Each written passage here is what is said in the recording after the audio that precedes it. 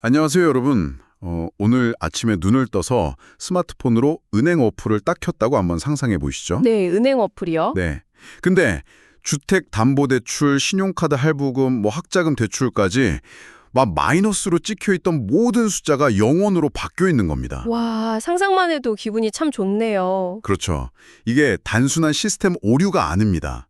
국가가 청취자님 뿐만 아니라 이 세상 모든 사람의 빚을 완전히 삭제하는 버튼을 딱 누른 겁니다. 약간 유토피아 소설에나 나올 법한 경제적 판타지처럼 들리네요. 맞아요. 그런데 3,000년 전에 이 비현실적인 시나리오가 실제로 명문화된 법이었다면 믿으시겠습니까? 현대의 경제관념으로는 도저히 상상하기 힘든 파격적인 제도죠. 사실 우리가 살아가는 세상의 시스템이나 명령들은 대부분 현상 유지를 목적으로 하거든요. 아, 현상 유지요? 네, 자본의 수레바퀴를 멈추지 않게 하기 위해서 누군가의 부채나 노동을 동력 삼아서 굴러가는 구조니까요. 만약 오늘 당장 모든 빚이 탕감된다고 하면 당장 경제 시스템이 붕괴할 거라면서 막 극도의 혼란이 일어날 겁니다. 그러니까요. 바로 그 지점에서 오늘 우리의 심층 탐구가 본격적으로 시작됩니다. 우리는 늘 세상 통치자들이나 사회 시스템이 만들어낸 좀 불완전하고 조건적인 명령들에 익숙해져 있잖아요. 네, 그렇죠. 늘 통제받고 지시받는 삶이죠. 하지만 오늘 우리가 함께 살펴볼 내용은 정현기 목사님께서 보내주신 오늘 맥체인 본문입니다. 이 텍스트들을 깊이 들여다보면 완전히 다른 차원의 통치 원리를 마주하게 되거든요. 아주 흥미로운 텍스트네요. 오늘 우리의 미션은 명확합니다. 인간의 어떤 한계와 탐욕이 섞인 세상의 명령과 완벽하게 대조되는 영원하고 완전하며 그 기저에 철저한 사랑과 지혜가 깔려있는 하나님의 명령, 즉 왕의 명령이 대체 어떻게 작동하는지 파헤쳐보는 겁니다. 네, 그 완벽한 출발점이 바로 레위기 25장에 기록된 희년 제도입니다. 아, 희년이요. 50년마다 한 번씩 돌아온다는 그거 맞죠? 맞습니다. 50년마다 한 번씩 돌아오는 이 해에는 모든 빚이 탕감되고요. 또 경제적인 이유로 어쩔 수 없이 팔아야 했던 조상대대의 땅을 무상으로 돌려받게 됩니다. 무상으로요? 와, 진짜 파격적이네요. 뿐만 아니라 종으로 팔려갔던 자들이 완전히 자유의 몸이 되어서 자기 가족에게 돌아갑니다. 고대 근동사회에서 부채로 인한 노예제도는 그냥 한 개인의 비극으로 끝나는 게 아니었거든요. 아, 대를 이어서 세습되니까요? 그렇죠. 대를 이어 세습되는 아주 구조적인 절망이었습니다. 그런데 50년이라는 주기를 딱 설정함으로써 어떤 인간도 영구적인 노예 상태나 영구적인 빈곤에 갇히지 않도록 강제하는 아주 거대한 사회적이고 경제적인 명령이 선포된 겁니다. 저는 이 50년이라는 주기가 참 절묘하다는 생각이 들어요. 한 인간의 일생을 기준으로 보면 적어도 살면서 한 번은 이 거대한 회복을 직접 경험하거나 목격하게 된다는 뜻이잖아요. 네, 정확합니다. 일생에 한 번은 반드시 겪게 되는 해방이죠. 이건 마치 사회 전체의 빚과 속박을 한 번에 확 날려버리는 초계형 시스템 초기화 버튼을 누르는 것과 같네요. 팩토리 리셋 버튼 말이죠. 아, 팩토리 리셋. 아주 적절한 비유네요. 내 스마트폰이나 컴퓨터 운영체제가 막 온갖 악성 코드랑 불필요한 데이터로 얽혀서 먹통이 됐을 때 복잡하게 수리하는 대신 그냥 공장 출고 상태의 완벽한 초기 설정으로 싹 되돌려버리는 거랑 똑같잖아요. 네, 맞아요. 그런데 그 초기화의 목적을 깊이 들여다보는 게 아주 핵심입니다. 단순히 가난한 사람들을 불쌍하게 여겨서 베푸는 일회성 복지 정책 이런 게 아니거든요.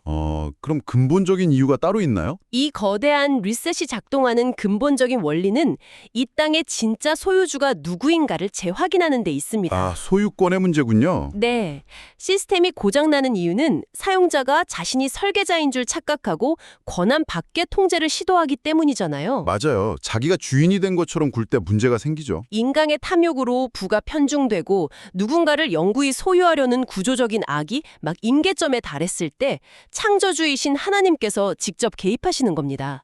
너희는 이 땅의 임차인일 뿐이며 내 백성을 영구히 소유할 권리가 너희에게는 없다. 이렇게 선언하시는 거죠. 와, 그러니까 결국 이 신현의 자유명령은 세상의 어떤 경쟁 원리나 자본의 계급보다 절대자의 주권이 우위에 있음을 강력하게 강제하는 시스템적 안전장치인 거네요. 정확합니다.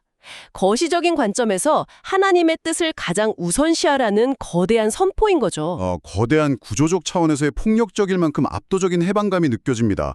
그런데요, 여기서 약간 흥미로운 모순이 하나 발생하는 것 같아요. 모순이요? 어떤 부분에서요? 밖에서 아무리 거대한 나팔 소리가 울려 퍼지고 막 사회 구조가 팩토리 리셋이 딱 되었어요.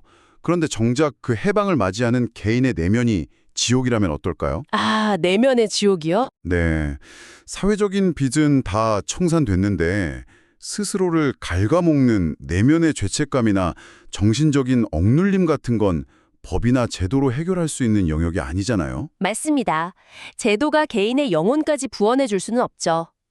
그렇기 때문에 이 절대적인 명령의 스케일은 거시적인 사회 구조에서 지극히 미시적인 인간의 심리적 내면으로 좁혀 들어가게 됩니다. 오, 거시에서 미시로요? 네, 바로 시편 32편에 등장하는 다윗의 기록이 그 내면적 자유가 작동하는 과정을 아주 적나라하게 보여주거든요. 다윗의 기록이라면 어떤 내용이죠?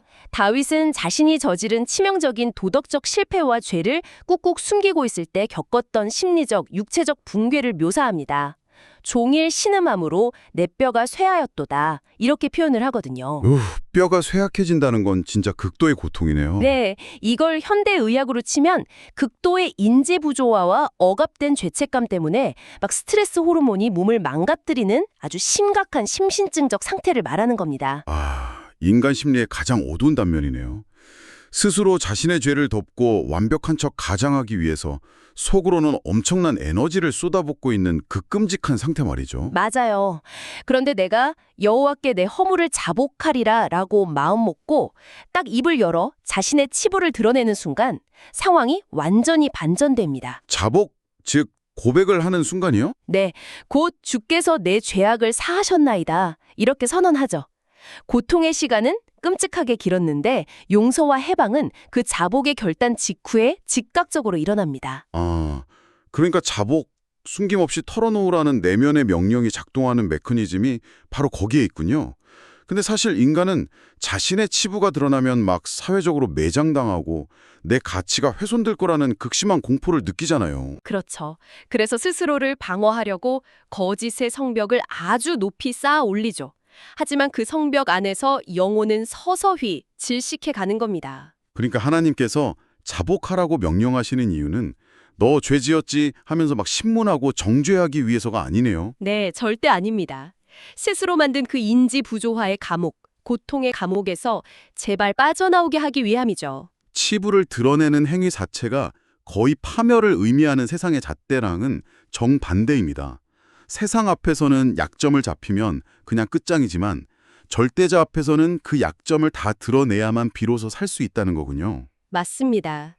그래서 시편을 보면 그 자복의 결과로 세 가지 핵심 가치가 주어집니다. 오, 세 가지요. 네, 첫째는 뼈가 마르는 고통에서 벗어나는 평안, 둘째는 환난에서 지켜주시는 보호, 그리고 셋째는 억눌렸던 감정이 해방되면서 빵 터져나오는 기쁨입니다. 평안, 보호, 기쁨.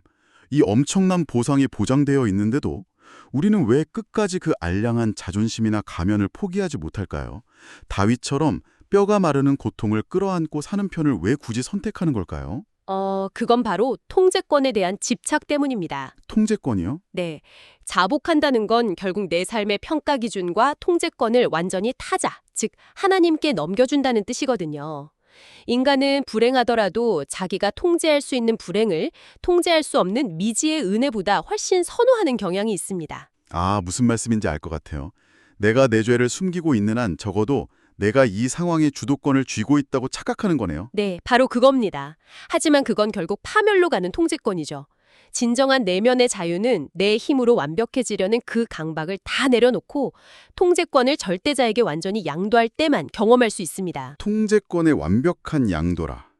전문가님 말씀을 듣다 보니까 이게 전도서 8장의 가르침으로 우리를 아주 자연스럽게 이끌어주네요. 전도서 8장이요. 네. 솔로몬은 왕의 명령을 지키라고 아주 단호하게 권면하거든요. 하지만 현대사회에서 누군가의 명령에 무조건 순종하라, 통제권을 넘겨라 이 메시지는 청취자님들께 굉장히 위험하고 심지어 불쾌하게 들릴 수도 있습니다. 맞아요. 자율성, 주체성이 최고의 선으로 여겨지는 시대니까요. 그렇죠. 우리는 스스로 주체적으로 판단하지 않는 걸 노예적인 굴종이라고 부르잖아요. 그런데 솔로몬은 어떻게 이 순종을 단순한 어떤 규칙 준수가 아니라 고도의 지혜의 영역으로 끌어올렸을까요? 현대인들이 순종에 알레르기 반응을 보이는 건 역사적으로 수많은 불완전한 권위자들, 막 이기적인 통치자들한테 착취당해온 경험 때문입니다. 불완전한 인간에게 통제권을 넘기는 건 당연히 엄청 위험하죠. 맞아요. 언제 배신당할지 모르니까요. 하지만 전도서가 말하는 순종의 대상은 불완전한 인간이 아닙니다. 만왕의 왕이신 하나님, 즉 절대적으로 선하고 모든 것을 꿰뚫어보는 지혜 그 자체죠. 이렇게 한번 생각해 보시죠. 우리가 컴퓨터 프로그래밍을 할 때 운영체제의 아주 핵심적인 아키텍처, 즉 근본적인 소스 코드가 있잖아요. 절대로 변하지 않는 근본 규칙 같은 거군요. 네, 그렇습니다. 만약 프로그래머가 나는 내 자율성을 발휘할 거야 하면서 그 소스 코드를 무시하고 자기 맘대로 명령어를 막 입력하면 어떻게 될까요? 새로운 창조는커녕 치명적인 버그가 발생해서 시스템 전체가 다운돼 버리겠죠. 정확합니다. 솔로몬이 말하는 지혜로운 순종은 맹목적인 노예가 되는 게 아닙니다. 우주를 설계하고 운행하시는 하나님의 완벽한 소스코드에 내 삶의 방향을 정확히 일치시키는 아주 고도의 분별력인 거죠. 와, 소스 코드 비유 진짜 기가 막히네요. 전도서는 지혜자의 마음이 때와 판단을 분별한다고 말합니다. 우주의 근본 원리를 깊이 이해하고 그 거대한 흐름에 막 억지로 저항하는 대신 그 안에서 가장 바르게 행할 수 있는 타이밍과 방법을 찾아내는 것. 이게 바로 강압에 의한 복종이 아니라 지혜로서의 순종입니다. 듣고 보니 이해가 아주 명확해집니다. 그러니까 우리가 중력의 법칙에 순종한다고 해서 스스로를 막 중력의 노예라고 부르지는 않잖아요. 그렇죠. 오히려 중력이라는 절대적인 법칙을 이해하고 순응할 때 우리가 비행기를 만들고 하늘을 날 수 있는 진짜 자유를 얻게 되죠. 내 얕은 판단이나 욕망을 하나님의 완벽한 설계도에 맞춰 조율하는 것. 그것이 수많은 선택지와 자아의 무게에 짓눌려서 막 인지 과부하에 걸려있는 우리 현대인들에게 가장 안전하고 탁월한 솔루션이 되겠네요. 네, 스스로 신이 되어서 모든 것을 결정해야 한다는 강박에서 벗어나는 것. 사실 그것 자체가 엄청난 자유의 시작이거든요. 정말 그러네요. 하지만 이 지혜로운 순종의 단계에서 오늘 이야기가 마무리된다면 기독교의 복음은 그저 개인의 수양이나 어떤 마음의 평화를 얻는 고상한 철학 정도에 머물고 말 겁니다. 더 나아가는 단계가 있나요? 네, 이 순종이 어떻게 역동적인 힘을 발휘하는지 확인하려면 오늘 살펴볼 마지막 텍스트인 디모데후서 4장으로 시선을 옮겨야 합니다. 맞습니다. 디모데후서 4장. 여기 분위기는 방금 전 시편의 평안이나 전도서의 어떤 관조적인 지혜랑은 결이 완전히 다르잖아요. 네, 엄청나게 치열하죠. 감옥에 갇혀서 죽음을 목전에 둔 사도 바울이 영적인 아들 디모데에게 남기는 일종의 유언 같은 텍스트인데 막 팽팽한 긴장감이 흐릅니다. 바울은 엄히 명하노니 너는 말씀을 전파하라. 때를 얻든지 못 얻든지 항상 힘쓰라. 이렇게 아주 강력하게 촉구하죠. 바울이 당시에 예측했던 미래 상황이 굉장히 비관적이었거든요. 사람들이 바른 교훈을 도무지 견디지 못하고 자신의 사욕을 채워줄 거짓 스승들만 쫓아가는 무법한 시대가 올 거라는 엄중한 경고입니다. 네, 세상이 아주 적대적으로 변한다는 거네요. 그렇습니다.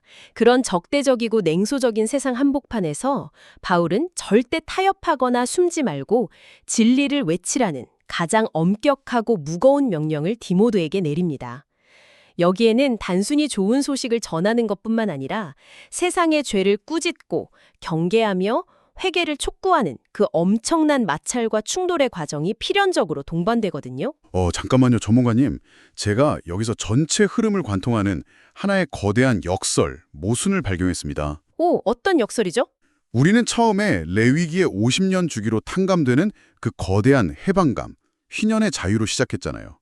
그리고 시편에서 죄책감을 확 벗어던진 영혼의 기쁨과 평안을 확인했고요. 전도서에서는 지혜를 얻었고요. 네, 평안과 지혜의 여정이었죠. 그런데 이 결론에 다다르니까 갑자기 복음을 전하기 위해 고난을 기꺼이 감수하고 적대적인 세상과 정면으로 충돌하라는 엄청나게 무겁고 엄한 명령을 마주하게 되었단 말이죠. 절대적 자유와 자발적 고난, 이 극단적인 두 개념이 도대체 어떻게 하나의 그림으로 완벽하게 연결될 수 있는 걸까요? 진정한 자유의 본질을 정확히 이해하면 이 모순이 단번에 풀립니다. 진정한 자유의 본질이요? 네, 감옥에서 딱 풀려났다고 해서 안전한 방 안에 평생 숨어 지내는 걸 진짜 자유라고 부르지는 않잖아요. 그런 또 다른 형태의 감옥이죠. 맞습니다. 진짜 자유는 내가 속박에서 벗어났을 뿐만 아니라 그 어떤 외부의 위협이나 고난도 더 이상 나의 영혼을 파괴하거나 굴복시킬 수 없다는 걸 완벽하게 깨달았을 때 비로소 완성됩니다. 빛과 죄의 굴레에서 완전히 구출된 사람은 자기 안위에만 집착하는 그 얕은 단계를 훌쩍 넘어섭니다. 자기 자신을 넘어서게 되는군요. 네, 뒤를 한번 돌아보게 되거든요. 자신이 빠져나온 그 기만적인 통제와 속박의 시스템 속에 여전히 갇혀서 신음하는 수많은 사람들이 보이기 시작하는 거죠. 와, 그러니까 자신이 누린 신연의 자유, 그 기쁨이 그냥 나 혼자만의 전유물이 될 수 없다는 아주 강력한 각성이 일어나는 거네요. 그렇습니다. 그래서 그들은 억압받는 자들에게 이 소스 코드를, 이 완벽한 리셋의 복음을 전하기 위해 기꺼이 다시 마찰이 있는 세상 속으로 뛰어드는 겁니다. 스스로 고난 속으로 걸어 들어가는 거군요. 네. 이 과정에서 당하는 고난은 억지로 끌려가서 겪는 노예의 고통이 절대 아닙니다. 이미 죽음과 죄의 공포에서 완전히 해방된 자만이 선택할 수 있는 아주 능동적이고 주권적인 사랑의 수고죠. 사랑의 수고고요. 바울이 고난을 견디며 말씀을 전파하라고 내린 그 엄한 명령은 너의 삶을 다시 옥죄려는 게 아니라 세상의 그 무엇도 너의 그 완전한 자유를 빼앗을 수 없음을 온 세상에 증명하라는 가장 영광스러운 부르심인 겁니다. 세상이 아무리 위협하고 핍박을 해도 나는 이미 모든 빚이 탕감되었고 내 생명은 영원히 완벽하게 보호받고 있다. 이 흔들림 없는 태도 자체가 가장 강력한 복음의 증거가 되겠네요. 정확합니다. 잃을 것이 없는 사람, 절대자의 절대적인 보호를 받는 사람은 세상이 도무지 통제할 방법이 없으니까요. 와, 오늘 탐구한 이 놀라운 명령들의 흐름이 이제야 하나의 거대한 서사로 완벽하게 연결됩니다. 거대한 구조적 속박을 깨부수는 희년의 시스템 리셋. 네, 거기서 시작했죠. 그리고 억압된 내면을 치유하는 자복을 통한 평안. 불완전한 자아를 딱 내려놓고 완벽한 소스 코드에 주파수를 맞추는 지혜로운 순종. 그리고 마침내 이 완전한 자유를 타인에게 흘려보내기 위해서 아주 자발적으로 고난의 마찰을 감수하는 그 숭고한 사명까지요. 네, 이것이 바로 만왕의 왕이 내리시는 명령의 아주 입체적이고 아름다운 풍경입니다. 사실 현대 사회는 끊임없이 우리에게 결핍을 주입하거든요. 맞아요. 넌 아직 부족해. 더 해야 돼. 이러죠. 더 많은 성취, 더 완벽한 이미지, 더 높은 경제적 지표를 달성하라는 세상의 수많은 명령들은 결국 우리를 끝없는 불안과 속박으로 몰아넣습니다. 하지만 오늘 우리가 깊이 해부한 이 절대적인 명령들은 우리가 스스로를 올가매던 그 모든 환상과 강박에서 시원하게 벗어나서 가장 견고하고 자유로운 존재로 우뚝 서게 만드는 진정한 해방의 선언문입니다. 맹목적인 복종을 요구하는 폭군의 명령이 아니라 우리를 진정한 자유의 궤도에 딱 올려놓기 위해서 아주 치밀하게 설계된 사랑의 작동 원리였군요. 이 깊이 있는 대화가 정보의 홍수와 세상의 잣대 속에서 오늘을 살아가는 청취자님의 일상에 어떤 균열을 일으키고 또 어떤 놀라운 해방을 가져올지 무척 기대가 됩니다. 네, 분명 실질적인 지혜와 자유를 선사할 겁니다. 오늘 대화를 마치면서 지금까지 우리가 다루었던 내용에서 딱 한 걸음 더 나아가서 청취자님께서 직접 사유해 보실 만한 새로운 화두를 하나 던지고 싶습니다. 현대 심리학에서는 선택의 역설이라는 개념을 자주 이야기하거든요. 들어본 적 있습니다. 게 만드는가? 오히려 무엇을 선택해야 할지 모르는 극심한 인지적 마비와 불안을 초래한다는 것이죠. 무한한 자유가 오히려 독이 되는 거군요. 맞습니다. 그래서 진정한 자유는 아무런 룰이 없는 진공 상태가 아니라 나를 온전히 내어 맡길 수 있는 완벽한 제한을 만났을 때 비로소 완성되는지도 모릅니다. 그렇다면 청취자님, 끝없는 선택의 불안과 자기 증명의 무게에 짓눌린 오늘 하루, 당신의 영혼을 가장 가볍고 자유롭게 만들어줄 당신이 아주 자발적으로 선택해야 할 그 완벽한 제안, 그 나만의 절대적인 엄한 명령은 무엇입니까? 기꺼이 그 통제권을 넘겨드렸을 때 당신의 내면과 일상에 찾아올 그 기적 같은 희년의 리셋을 오늘 꼭 경험해 보시길 바랍니다.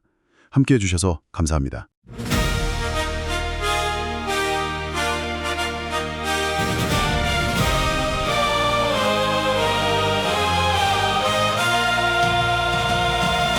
수로만 층년을 지나 50년째 거룩한 희년의 나팔 소리 온 땅에 울리네. 모든 주민을 위하여 자유를 공포하라. 각각 자기 소유와 가족에게 돌아가리니 토지는 여호와의 것이라 영원히 팔지 못함은 우리가 주의 땅의 거류민임이라. 희년을 통한 자유명령은 가난한 자의 눈물을 닦으시는 왕의 공이여. 종되었던 자가 풀려나고 잃었던 기업을 되찾는 은혜의 해가 밝았도다. 세상은 소유를 늘리라 하나 주님은 나누고 해방하라 명하시나니. 우리의 삶이 죄의 삿을 끊어내고 참된 자유를 노래하는 나라 되게 하소서. 만왕의 왕 여호와여 주의 명령을 지키리니 이는 하나님을 가리켜 맹세함이라. 내 허물을 여호와께 자복하리라. 고백할 때 주의 사죄의 은혜 임하시네. 때를 얻든지 못 얻든지 항상 힘쓰라. 복음의 나팔을 엄히 명하노니 심판하실 그리스도 예수 앞에서 달려갈 길 마치고 믿음을 지키게 하소서. 왕의 명령 순종하는 자에게 의의 면류관이 예비되어 있나이다. 허물의 사함을 받고 자신의 죄가 가려진 자는 복이 있도다. 마음에 간사함이 없고 여호와께 정죄를 당하지 않는 자는 복이 있도다. 내가 입을 열지 아니할 때에 종일 신음함으로 내 뼈가 쇠하였으나 죄의 자복을 명령하시는 주의 음성 듣고 내 허물을 아뢰었나이다. 주께서 내 죄악을 사하셨으며 슬픔의 단식을 구원의 노래로 바꾸셨으니 여호와를 신뢰하는 자에게는 인자하심이 사면을 두르리로다. 의인들아 여호와를 즐거워하며 마음이 정직한 자들아 다 외칠지어다. 만왕의 왕 여호와여 주의 명령을 지키리니 이는 하나님을 가리켜 맹세함이라. 내 허물을 여호와께 자복하리라. 고백할 때 주의 사죄의 은혜 임하시네. 때를 얻든지 못 얻든지 항상 힘쓰라. 복음의 나팔을 엄히 명하노니 심판하실 그리스도 예수 앞에서 달려갈 길 마치고 믿음을 지키게 하소서. 왕의 명령 순종하는 자에게 의의 면류관이 예비되어 있나이다. 누가 지혜자와 같으며 사물의 이치를 아는 자 누구냐. 지혜는 얼굴에 광채를 주나니 명령에 대한 태도는 왕의 말을 지켜 화를 면하고 때를 분별하는 것이라. 왕의 말은 권능이 있나니 누가 그에게 이르기를 무엇을 하시나이까 하랴. 하나님을 경외하는 자는 잘 될 것이요 악인은 그림자와 같아 장수하지 못하리니. 세상 권세 앞에 비굴하지 말고 오직 만군의 여호와 앞에 무릎을 꿇으라. 지혜로운 자의 마음은 심판의 때를 아나니 오직 그의 길로만 행하리로다. 너는 말씀을 전파하라. 범사에 오래 참음과 가르침으로 경책하며 번개하라. 사람들이 바른 교훈을 받지 않고 자기 사욕을 채울 스승을 두어 허탄한 데 이르나.